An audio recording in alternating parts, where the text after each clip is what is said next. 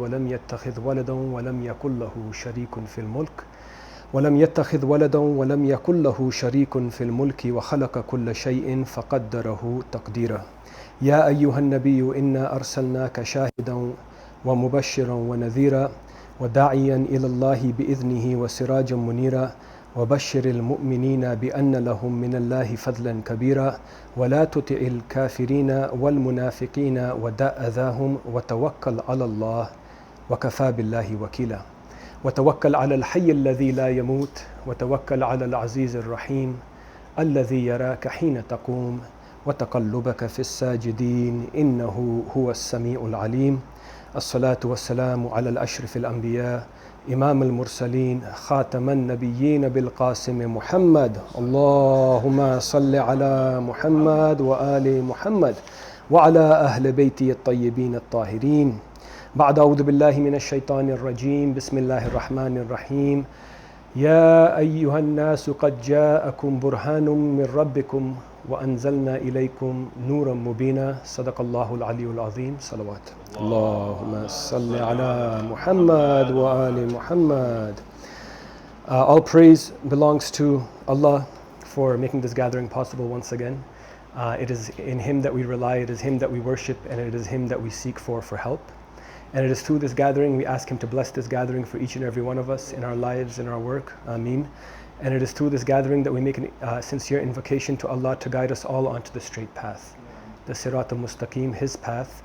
And we ask Him to take us away from the path that leads into astray, that leads us astray, and also to keep us away from the path of those on whom His anger and His displeasure was evoked. Ameen. Ya Rabbil Alameen. Salawat. Allahumma salli ala Muhammad wa ali Muhammad.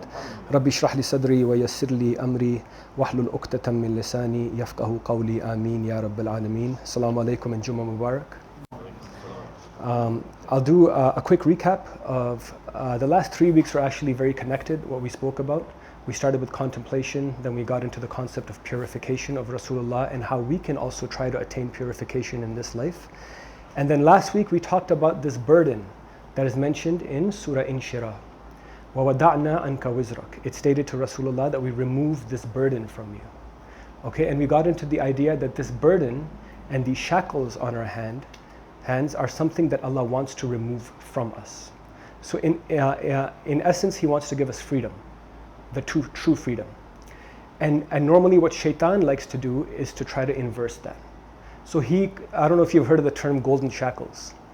My brother-in-law, he works for TD, and 10 years ago I asked him, like, how much longer are you going to work for TD? He's like, I want to leave tomorrow, but there's golden shackles on my hands. I think I have to keep working. And so what shaitan seeks to do is decorate these things that are enslaving us as golden, as very decorative, alluring. And so we then concluded that shaitan likes to take an inverse type of approach to everything. So in essence, he's a ghurur. In the Quran, he's referred to as ghurur, the deceiver, because that's exactly what he does. He takes something that's haqq and he twists it around so it seems like we're doing something good, but in fact, he doesn't want those shackles to leave our hands. He doesn't want that burden to leave our shoulders. And the moment that he sees that we are getting liberated and that we're going towards the Sirat al-Mustaqim, what he seeks to do is to allure us again with this concept of deception so that we can stay away, saddu an sabilillah, so we can get blocked off from the path of Allah. Okay? So, and then we looked at Surah Al-A'raf, how it mentioned that, when we were sent down from heaven, from the loins of Nabi Adam alayhi salam, we are born naked. And there's an analogy to that. We're born naked, and it's almost we're born with shackles on our hands. And throughout this life, what we're seeking to do is find ways and means to alleviate that imprisonment that we have to this world, right? And so we looked at the fact that shaitan does not want us to be clothed. And clothing usually is associated with taqwa in the Quran. So as soon as he sees us putting on the clothing, in Surah An-Nas, what do we say? He comes and he retreats with a temptation. And when he retreats, he snatches something from you. So it's almost like if you work so hard to clothe yourself, you're trying so hard to be on the path of Allah. He comes and he doesn't like that, and he snatches that clothing away from you so that your nakedness once again is revealed to you, and so that you can fall further into his trap. So today, inshallah, what I want to go over is these two concepts of shaitan's invocation towards deception and a lie, and Allah's invocation towards the truth, the Sirat al-Mustaqim. And the ways that Allah facilitates this, how does He act like a catalyst to get us to the Sirat al-Mustaqim? And how does shaitan act as a catalyst to keep us away from the Sirat al-Mustaqim? Okay, so inshallah we'll get into that today. And so the ayah that I quoted at the beginning of this khutbah, but prior to me getting into that, I just want to, give me a brief moment. I just want to go over an ayah in the Quran at the end of Surah Naml. And this goes over the idea of how Allah seeks to get us to the Sirat al-Mustaqim. It says, بَعْدَ أَعُوذُ بِاللَّهِ مِنَ الشَّيْطَانِ الرَّجِيمِ بِسْمِ اللَّهِ الرَّحْمَنِ الرَّحِيمِ وَقُلْ حَمْدُ لِلَّهِ سَيُرِيكُمْ آيَاتِهِمْ وَتَعْرَفُونَهَا وَمَا رَبُّكَ بِغَافِلٍ عَمَّا يَعْمَلُونَ. Say, O Prophet, all praise belongs to Allah subhanahu wa ta'ala. Soon He will show you His signs and you will recognize them. وَتَعْرَفُونَهَا وَمَا رَبُّكَ بِغَافِلٍ عَمَّا تَعْمَلُونَ. And your Lord is not unaware. He's not heedless of what you're doing. Almost to imply that if you turn towards Allah for a brief moment and you sincerely reach out to Him and try to submit to what He's telling you to do, He's not unaware of that. He'll turn around even faster to show you His signs. And once He shows you His signs, you will recognize them, Allah is saying. And so the Quran is filled with ayahs, right? Why do we call them ayah? Ayah is a sign. And also in the Quran, it's referred to miracles of the previous prophets, ayah. So these blessed verses coming down from the heaven have a capacity to hold miraculous nature in them. That once we recognize them, what it does interior-wise to us is that it makes us go towards the truth. And in the Quran, it says that with the truth, with the spirit of truth, we have sent down this book, and with the truth, it has been revealed. And in Surah Fussilat, it says no falsehood can approach it. From the front, back, side, and side. This is a book protected by Allah in its true nature and its truth. So it has this aspect of a true frequency that is emanating from it. And once we get immersed in the ayahs, the miraculous nature of these verses, what it does is that it tries to cover us with the spirit of truth. So next time when falsehood comes to us, it's much easier for us to recognize it, right? So that's the way in which Allah tries to get us to the Sirat al-Mustaqim, by His ayahs, by His verses, by His signs, His miraculous signs. And the way that shaitan likes to invoke us and deceive us is by leading us towards deception, by leading us towards falsehood. So if we're not established in the signs of Allah, the true nature, if our spirit is not in a frequency with the truth, it's more inclined to go towards that falsehood, that false nature. So the verse that I quoted at the beginning of the khutbah is at the end of Surah Nisa, and it says, Ya ayyuhan nasu qad ja'akum burhanum min rabbikum wa anzalna ilaykum nuran mubina. O mankind, all of mankind, there certainly come down to you a burhan. This is a key word, and this is what I want to focus on today. A burhan means a proof, an evidence, okay? قَدْ جَاءَكُمْ بُرْهَانٌ مِّن رَبِّكُمْ. Certainly a proof has come to you from your Lord. وَأَنزَلْنَا إِلَيْكُمْ نُورًا مُبِينًا. And certainly a light has been sent down to you from your Lord, okay? Referring to the Quran. And so part of us being convinced, okay, having a surety that we are on the right path, it requires a proof, right? I don't like that term blind faith. There's no such thing as blind faith. It's actually basar. In the Quran, it's used as vision. Internal vision, that you're certain that this path to Allah is the true path. So in order for Allah to achieve that, what does He have to give you? A proof, right? And in this verse, what does it refer to the Quran as? A proof. So Quran itself, once we get immersed to us, it gives us an evidence, a proof, a certainty that we are going on the right path. Okay? And so I want to go a bit deeper into that. Usually when I open the Quran, I said, Allah, convince me. I want to be convinced. And so, like Allah says in Surah Naml, He will send you His signs and you will recognize them. Slowly but slowly you will recognize them. It'll be on the horizons. At the end of Surah Fussilat, it says He will show you His signs in the horizons and within yourself until you come to a certainty that this is the truth from your Lord. Okay, so this is the way that Allah tries to convince us of the truth and to lead us to the Sirat al-Mustaqim, because eventually what He wants is for us to feel that lightness. You know, and there are many times that we have felt that contentment, but we forget very easily. And what Shaitan seeks to do is make us forget. And then he wants to keep us in darknesses, in those golden chains. And we've all experienced that. You know, we know that something's toxic for us, yet there's something that pulls us towards that. And so Allah's trying to take us out of that. What He's trying to do is, yesterday last week we went over the verse, Yuridullah, إنما يريد الله ليذهب عنكم الرجس أهل البيت ويطهركم تطهيرا اللهم صل على محمد وآل محمد. What He wants to do is remove that filth from you. You know, Rasulullah and his family already got that thorough purification. And that's why Rasulullah's heart was ready to accept the revelation, because it was in a state of purity. It was in a state of truth.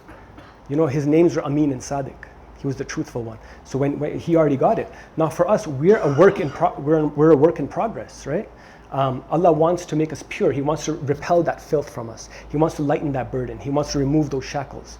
But many times in the Quran, what Shaitan wants from you is rijis, it's referred to as, that filth. As soon as you start cleaning yourself, imagine you're trying to take a shower and you're trying to take that dirt off you. Someone comes, no, don't take that dirt off. I'm not happy you're getting clean. I want you to be in filth. You know, I'm not happy you're getting free. I want you to be imprisoned. And these are the worldly desires. These are the ways that Shaitan tempts us. So what he seeks to do, and last week when we went over this, he does a waswasa. He whispers into our hearts. But we let him do that. Just like we have a choice to respond to Allah's invocation when He calls us to the truth, we also have a choice whether we want to listen to Shaitan's invocation or whether we want to reject it, right? And this is evident in Surah Qaf when Allah says, بعد أعوذ بالله من الشيطان الرجيم بسم الله الرحمن الرحيم ولقد خلقنا الإنسان ونعلم ما توسوس به نفسه ونحن أقرب إليه من حبل الوريد. And we have certainly created man, and we know what his soul whispers to him. And we are closer to him than his jugular vein. So imagine, one of the proofs is when you read the Quran and you read the way that it knows you on such an intimate level. What more proof do you need that this is from the Creator? You know, when you read this, even a psychologist can't tell you this. It's so profound but so easy to understand at the same time. We have certainly created man, and we know what his soul whispers to him, and we are closer to him than his jugular vein. So there is this idea of, Shaitan igniting this whisper that goes on in our nafs. Remember when we talked about the fujur and taqwa? That fujur, in order for that fire, that flame inside of us, in order for it to get ignited, what Shaitan does is whisper to us, tempts us. But it's our choice whether we want to give that fire oxygen now. So we can't just say, oh, Shaitan made me do it. And that's what, in the Quran it says that's the dialogue in the Day of Judgment. They'll come on the Day of Judgment and they'll say, no, but we just followed, this invitation. He's like, no, but you had that free will, Allah was also giving you an invitation. You had to choose which one you wanted to follow. So, I want you guys to stay with me. There's a few more verses that I want to cover. But if I'm losing you, just slow me down. Or if you guys want to come in just to keep more engaged, you can go right ahead. Yeah, this is unorthodox, I'd like to say. So we have a great example of this waswasa and burhan presented perfectly together in the story of Nabi Yusuf, in Surah Al-Yusuf. Okay, we all know the story of Surah Yusuf, right? He got taken as a prisoner because they picked him up from the well by a man and his wife. It was an emir. And when he came of age, his wife tried to seduce Nabi Yusuf. Okay? And so it's very interesting how Allah describes what Nabi Yusuf went through and what he actually said to Allah subhanahu wa ta'ala. بَعْدَ أَعُوذُ بِاللَّهِ مِنَ الشَّيْطَانِ الرَّجِيمِ بِسْمِ اللَّهِ الرَّحْمَنِ الرَّحِيمِ. I'm going to read the English portion. She certainly made for him. She inclined towards him. And he would have also inclined towards her had he not seen the proof of his Lord. Burhan, that word is used in this verse. Had he not seen the proof of his Lord, he would have also inclined towards her. This is a very tough situation. You want to talk about a hard test. Put yourself alone in a room where someone is inclining towards you, there's no cameras, there's nothing watching you. What is going to make you stop? What is going to make you stop? A certainty. And how does that certainty come into your heart? With a proof from your Lord. So he would have inclined unless he saw the proof of his Lord. So it was that we might turn away from him all evil and indecency, that we may remove all this rich, this filth, that we may liberate him, that we may take out the what? The burdens and the shackles from his hands. He was indeed one of our dedicated and sincere servants. Mukhlisin is used here. So once we dedicate ourselves sincerely to Allah, it's saying here that he shows us the proof. So when we're in a situation where our nafs does a waswasa to us, if we know the proof and we're certain of the proof, guess what? We have the courage now to reject it, right? And then later on in the surah, so this was verse number 24. Then he goes to prison because of the plans of that woman, the wife of the emir. And when he relays the vision that the king had correctly to him, the king calls him. The king says, now bring me this man that amazingly deciphered this dream that I had, this vision that I had. And that was the gift given to Nabi Yusuf, interpretation of events, right? A hadith, an interpretation of dreams and visions. So he brought him to him, and then there's a dialogue that happens, and he frees him. He says, and because the women that cut their hands, they said, no, we know him, he's a pure guy. Like, I don't know why he's in jail. It was the workings of that woman that deceived you to put him in jail. So then he says, بعد أعوذ بالله من الشيطان الرجيم in verse number 53 of the same surah, Surah Yusuf. He says, yet, Nabi Yusuf says, yet I do not absolve my own carnal soul. I do not detach myself from my own carnal soul. I know that it is in me. For the carnal soul indeed whispers men to evil, except inasmuch as my Lord has mercy. Indeed, my Lord is all forgiving, all merciful. So basically what he's saying is that even though I did not incline towards her, I'm not free from it. Like, it's not like I'm inhumane or that I will never have that desire. I'm not free. It's only through the mercy of Allah that he stopped me from inclining towards this woman as well. So he's basically giving tribute to who? To Allah subhanahu wa ta'ala for first showing him this burhan, and then secondly, for strengthening him from inside so that he would reject the filth when it comes to him, reject the chains when they come to him, reject the burden when it comes to put more weight on his shoulders. And this is further exemplified in Surah Bani Israel when Allah says to Rasulullah sallallahu alaihi wasallam, Allahumma salli ala Muhammadin wa ala Muhammad. They tried to tempt you. They tried to tempt you to change the message so it would suit their needs, the Quraysh. And had we not strengthened you from inside, you would have surely inclined towards them. So they were promising him wealth from the worldly life, right? And what did he say? If you put the sun in my right hand, moon in my left hand, I will never stop preaching the word of Allah subhanahu wa ta'ala. Where did that come from? A burhan, first of all, a proof from his Lord, and then the strengthening from inside to be able to reject it when it finally came to him face to face. And then lastly, I want to talk about Surah Ibrahim. In Surah Ibrahim, it talks about the prophets that came. So you have the people of Thamud, Ad, and Nabi Musa. All of them, they had prophets. So it's referring to them plurally right now. And the followers that also followed these prophets. So it says, بَعْدَ أَعُوذُ بِاللَّهِ مِنَ الشَّيْطَانِ الرَّجِيمِ بِسْمِ اللَّهِ الرَّحْمَنِ الرَّحِيمِ. They were being persecuted to stop. Okay, at this point. The prophets and their followers, no, what are you doing? Stop doing what you're doing. Why are you cleaning yourself? Why are you removing this burden? And they were being persecuted by taking away the comforts of worldly life. So they responded by saying, and why should we not put our trust in Allah? Seeing that He has guided us in our ways, surely we will put up patiently with whatever torment you may inflict upon us. And in Allah, let all the trusting put their trust. So the fact that you're able to say this with your mouth and act it out with your actions, it comes from a deeply rooted belief, a deep evidence, a deep burhan, a deep conviction inside of you, that you are willing now to go against all natural instinct, the comfort of the flesh, to stand up for something that has proven itself to you, right? And so these are examples in the Quran given to us by our prophets, Rasulullah, his family. Muharram's going to be in a month, but I really want to get into the topic of persecution in Muharram, dealing with Imam Hussein alayhi salam, Allahumma salli ala Muhammadin wa ala Muhammad. What made him act the way that he did? You know, what made him act in the way that when, you know, and even at night we hear the story that the night before Ashura, he turned out the lights in the tent, and he said, whoever wants to leave can leave, but no one left. No one was watching them. You know, there was a proof given to each and every one of them. There was a proof given to Imam Hussein as well, alayhi salam, that I am on the truth. The most hardest test is disassociating yourself from your flesh. You know, and him and his Sahaba, him and his followers and his companions were able to do that when no one was looking. You know, and that just goes to prove that Islam is not a radicalized religion. It doesn't force anybody to do anything. When that proof comes up in your heart, you know, and when that conviction comes and you see the signs of your Lord, guess what? No one needs to force you to do anything. So Allah is waiting for us to do that. And the ways in which we can get to that stature or close to it, you know, we'll never get to those are blessed souls, man. They're light upon light, you know, and they've just been raised to Allah subhanahu wa ta'ala. But we're trying to follow their example.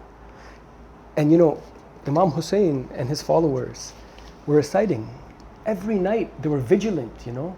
Tahajjada minhum nafila, it says in Surah Isra. Be vigilant in the night hours, reciting my signs as an extra act of worship to me. Extra, give it as a gift to me, Allah is saying. Nafila means gift, and tahajjud means being vigilant. And they were doing that every night. Bibi Zainab was doing it every night. And prior to the Quran being revealed, this is the spirit of truth. This message that's in the Quran has been given to each and every one of the 124,000 prophets that came before. And the people who got led to the right path were engaged in this truth. We're surrounded by this nur, the spirit of truth. So the ways in which we can assure that the next time that temptation, that whisper comes to us, we can be like Nabi Yusuf alayhi salam. We can be like Nabi Muhammad alayhi salam, salatu wassalam. We can be like Imam Hussein alayhi salam. All these are great examples for us. And it's a work in process. And Allah says, once you give me one step, I will show you the signs. You know, وَقُلْ حَمْدُ لِلَّهِ سَيُرِيكُمْ آيَاتِهِ وَتَعْرَفُونَهَا وَمَا رَبُّكَ عَمَّا بِتَعْمَلُ غَافِلُونَ. Sorry, I didn't mean to mess up the ayah, but basically the spirit of that is that He will show you this. Once you take the first step, the signs will come to you and you will recognize them. And He's not unaware of the effort you're putting in, the sincerity that you're coming to Him with, and He will guide you on the sirat al-mustaqim. Bismillahir Rahmanir Rahim wal asr. Innal insana lafi khusr. Illa alladhina amanu wa amilu salihati wa tawasaw bil haqqi wa tawasaw bis sabr. Salawat. Allahumma salli ala Muhammad wa ala Muhammad. Allahumma salli ala Muhammad wa ala Muhammad. Allahumma salli ala Muhammad wa ala Muhammad.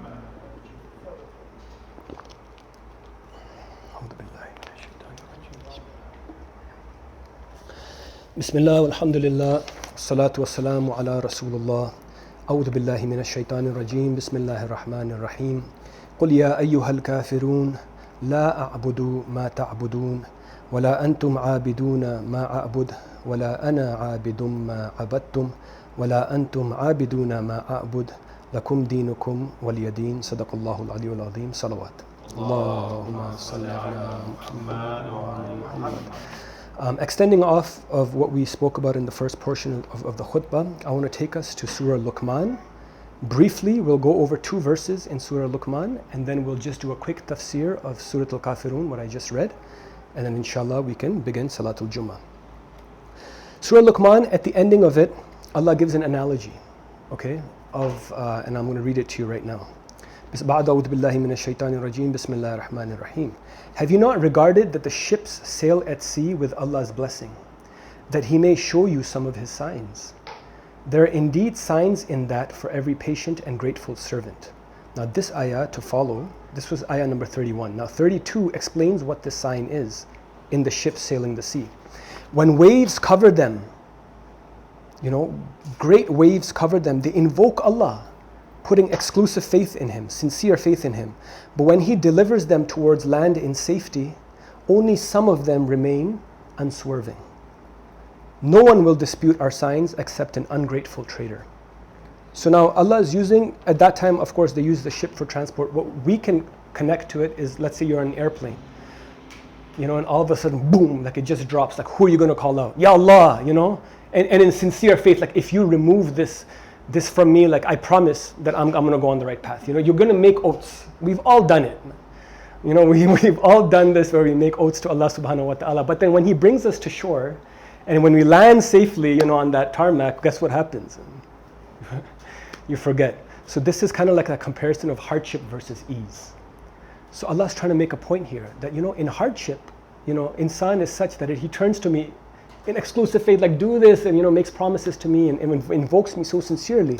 But then when the time of ease comes and the comforts of the hayat al-dunya, guess what happens? He forgets that which He invoked him for.